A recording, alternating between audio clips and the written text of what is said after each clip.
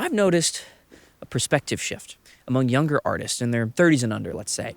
We no longer care about posting things that make the number go up. We want to post things that feel like us. And I think that's really cool and really refreshing. There's a million people on the internet who will teach you, how to confirm the click in the first 3 seconds to make sure people stick around, how to use a lot of music to make sure people stick around, how to drip feed your value of your video, make sure people feel like they're about to get another piece so they stick around. But you know what's actually really hard?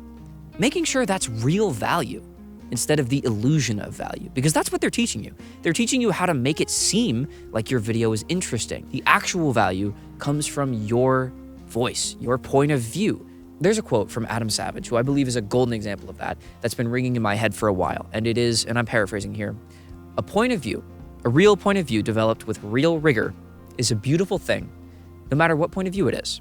And I think that's the truest thing that I've ever heard. Tons of our favorite work is shitbox quality. It's bad. It's just awfully produced.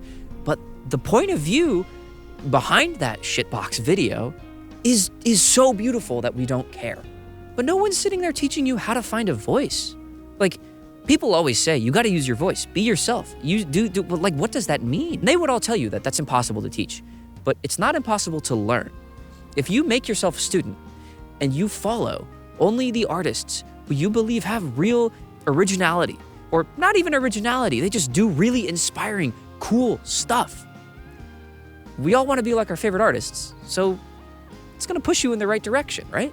Something that used to happen to me was I would go online and I'd see a work made by a fellow artist that used a technique that I didn't understand, and that would scare me because I would feel like, because I don't know how to do that, I'm an inferior artist in some way. So I would copy that idea, I'd make something similar that uses that technique, and I would publish that to prove that I'm as good of an artist as them. And isn't that the stupidest thing you've ever heard? Like, that's dumb. That's not my voice. That's their voice. They used that thing because that helped their work. That's not my thing. If I want to use that thing, if I make some work that requires that technique, I'll learn it later. Like, let's be realistic. We're pretty good at what we do. I don't want to be scared by my fellow artists. I want to be inspired. So my goal for 2026 is going to be really strict with what I publish. It's going to be stuff that's all my point of view, my voice. Honestly, I'm going to be really honest about that with myself as best as I can. And I hope that at least one of you will join me. Let's do it.